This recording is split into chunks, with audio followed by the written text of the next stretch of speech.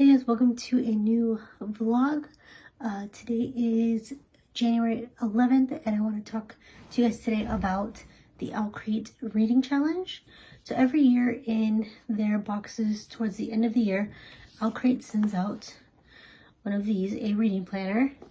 I have been getting Owlcrate subscriptions for the last 3 or 4 years, and so every year they send one of these. This year's is by far my favorite. I may do like a flip through of this at some point. Maybe I'll do that at the end of this video. But in this year, I don't think that they have done this in previous years, but inside this journal this year, or this reading planner this year, they have what they are calling the Owlcrate Reading Challenge. So there are different prompts as well as an area to write in the titles of the books that match that prompt, and then you can track your progress for the challenge throughout the year. So this is what it looks like here. I do have mine already filled out. So this video is going to be me talking about the books that I have included in the prompts. I'll be talking about the prompts, the books that were included or that I included, and my progress in the Owlcrate Reading Challenge so far. So here's a close-up look at what that reading challenge looks like, what the page looks like, and you can see there where I have added my titles for each prompt. So the first prompt in the Owlcrate Reading Challenge is a book that has been on your TBR or your shelves for 2+ years. For me, that book is going to be Six of Crows. So you can see I have a physical copy here. I have had this book on my shelves for at least 2 years and have never read it. Obviously, I think this is a duology, I believe. I have not obviously read these, and I have both books. So once I start this one or finish this one, and then I can go directly into the next book in the series. I know virtually nothing about this series. I have been able to be, pretty blind on it. I have avoided spoilers. So I am pretty excited to dive into this one. I know that this is a pretty beloved series, and I have loved other books by Leigh Bardugo, so I'm really excited to get into this one this year. So the next prompt is a book that is set in a bookstore or a library. I actually have 2 options for this one. The first one is this, Sorcery or Thorns by Margaret Rogerson. I have already read this, so it would be a reread. But I really loved this book, especially Silas, who's one of my favorite characters, which I think is pretty common for most people who have already read this book. And I believe it's a novella that takes place in this world that's actually about Silas, is going to be coming out here very soon. I think maybe in the next month or so. So I want to reread this so that I can be ready for it when that comes out, because I'm very excited about it. The other book that I have that could go for this prompt is the Atlas 6. I do have a physical copy of that as well. It's just on my nightstand. I'll insert a copy here or a picture here, but I'm sure everybody knows what the Atlas 6 is. It's been pretty popular here in the last several months. So that is another book that has to do with the Library of Alexandria. So that is another one that fits that prompt, and another one that I have been wanting to read for a while now. So the next prompt is a book that inspired an item that came in an Owlcrate box. So for me, that book is going to be Where Dreams Descend. I believe this is actually an Owlcrate edition of it as well. I think this came in Owlcrate box either last year or in 2021, I don't remember. But I have not read this one yet. And this cover is beautiful. As you can see, the gold foiling and on the back as well. So I've heard good things about this one as well. The next prompt is a book that was translated from another language. I don't have a physical copy of this book, but I will put the cover right here. That is going to be Beartown by Fredrick Backman. I hope to read this whole series. I did read Beartown previously and gave it 5 stars. That book just put me through all the emotions. It's heartbreaking, it's enraging, it's sad. It just makes you feel everything. I have not read the second book in the series, and the third book just recently came out, but I have obviously not read that one either. But these books are translated from Swedish, so those are going to be, I'm hoping to get through those 3 books as part of this challenge. The next prompt is going to be an epistolary novel. And for this one, I have picked Gemina. This is the 2nd book in the Illuminae files, I think is what it's called. Yeah, the Illuminae files. I did read Illuminae, which I have back here, several years ago.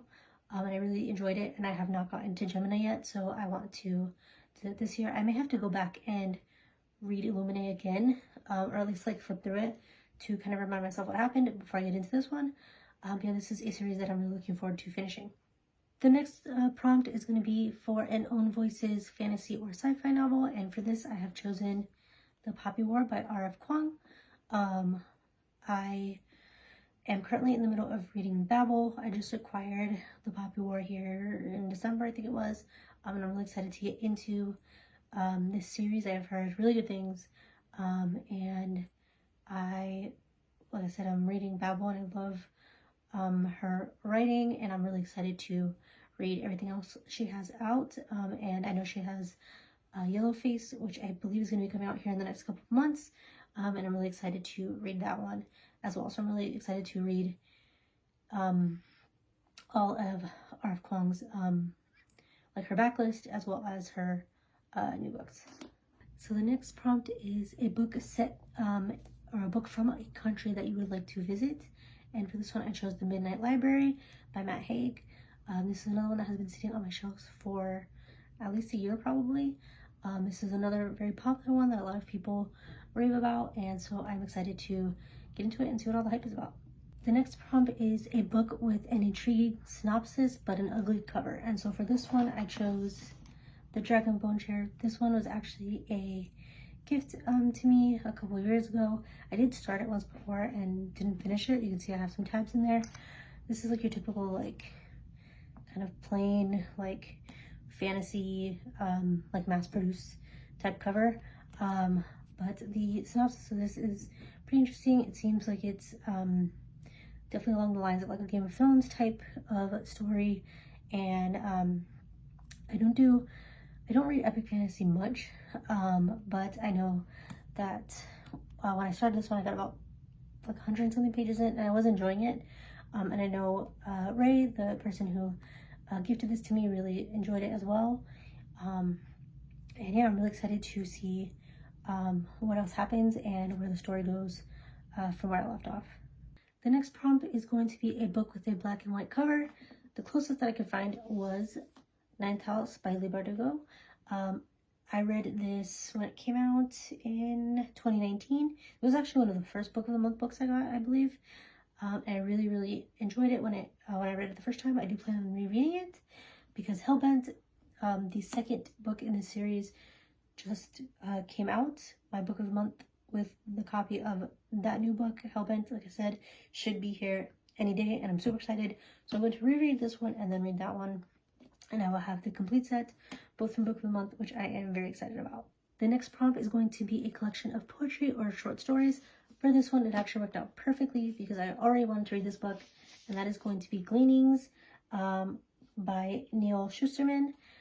This is not technically part of the Arc of the Scythe series. That series is technically complete, but this is a collection of stories from within that same universe, that same world. I really enjoyed that series. I have all the books in that series. I read them pretty much one right after the other, and it just worked out perfectly that when I finished Thunderhead was right when the Toll was coming out, so I was able to go right into the Toll and not have to worry about there being any time in between. So I was super excited when this one came out. I went and bought it right away, and I was really excited. I didn't realize that it was a collection of stories at first, and so when I was looking for books for this list, when I came upon this prompt, I googled and I realized that this is actually a collection of stories. It's not one long, narrative. It is a collection of short stories from within the Arc of the Scythe world. So I'm really excited to get into this one. Okay, so the last prompt is a book that you didn't buy. So for this one, I'm going to have the cover here. This is The Queering, which is a book that I received the ARC from NetGalley. This one, I believe, is published sometime this month in January. I am about 40% of the way into it, so this will probably be the first book from this challenge that I complete. And so far I am liking it. We'll see how it goes as I finish the last, half of it. Yeah, that is all the books that I am going to be reading for the 2023 Owlcrate Reading Challenge. If you receive Owlcrate boxes yourself and are participating in the challenge, let me know what books you're going to be reading down below. I definitely plan on trying to read at least 1 or 2 of these a month. We'll see how many of them I can actually get through. I'm hoping to be able to get through all of them. There are,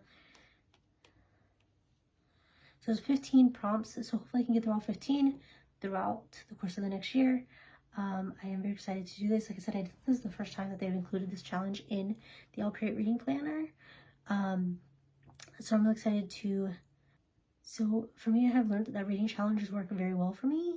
It gives me a goal, gives me something to strive for. I'm pretty competitive, so I like to do my best to complete all the prompts and finish within, the allotted amount of time. In this case, I have the entire year, so that should be plenty of time. Yeah, I'm really looking forward to doing this. I hope this is something that Owlcrate will continue to include in their planners for here on board. And like I said, I'm going to go ahead and do a little flip through of the journal or the planner so that you can see what it looks like. And if you want to join Owlcrate, I always have a link down below, and you can select it there. A lot of times these planners will end up being on sale on their website, so you can, if you like what you see in my flip through, you can actually go through their website and purchase your own planner. So yeah, let's get into the flip through. So as you can see, this is what the outside of the reading planner looks like. It is a kind of like soft, like satiny kind of matte material. And then this is what the back looks like. The clearest way into the universe is through a forest wilderness. And it has 2 of these little tassels, which are actually perfect. So yeah, let's see what the inside looks like. Here is, the area where you can put your address, phone number, your name, all of that in case the planner were to get lost. Then you have the page for the reading challenge that we just went over, an About Me page that asks like your favorite book, your favorite trope, least favorite trope, things like that. And then there is there are actually 2 pages for any upcoming releases, so you can see I filled that in already with some arcs that I was expecting, as well as some other books that I am looking forward to. And they give you a decent amount of space to write those out throughout the year too, which I appreciate. Then there's the calendar view. And one thing I do like is that it's actually blank. It comes blank, so you don't necessarily have to use this in 2023. You can use it at any time. So you can see I started January there. Then it comes with your monthly TBR, which you can see I have filled out. I did go over this in my weekly reading vlog if you want to see that. There's a blank page here. I think I may use this page to do like some doodling and journaling for whichever book ends up being my favorite book of the month. And then you get into the weekly spreads. So I'm going to go to a blank one so you can kind of see what it looks like without my handwriting. So here it says weekly planner, the week of. There's a to-do list area. There's a blank space for each day of the week. A place to write what books you're currently reading, and then a habit tracker that already has daily reading on it, and then you can add your own habits. And then there's also an area to track how much water you're drinking. So I really appreciate that this is blank. Again, you can go in and fill in the dates however you want to. If you miss some months, if you're starting later in the year, if you don't start until next year, whatever the case is, you can go ahead and do it yourself. You don't have to worry about it being dated, which I really appreciate.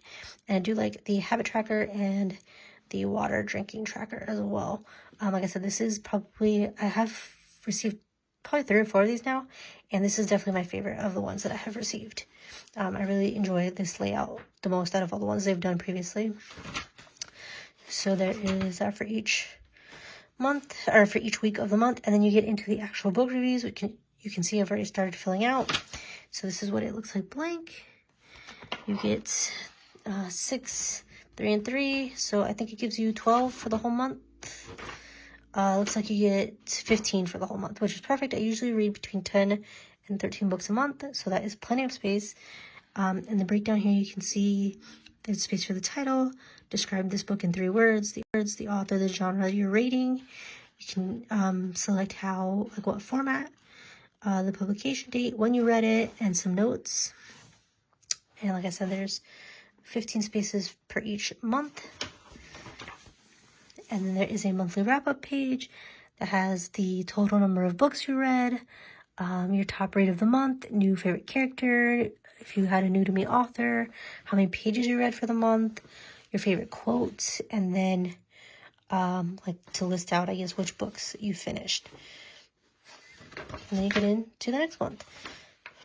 So I think that is the breakdown basically for the whole planner. I'm not sure if there's anything at the end. Let's see. Yeah, so here is, which I don't even know if I knew that this was here. This is a comprehensive reading log. Keep track of all the books you read with this easy to reference catalog. So here you can actually list all of the books you read throughout the year, title, author, date read, the format, the genre, if it was a series, the length, and your ratings. I should really like that. I didn't know this was here, so I have to go in and fill that in.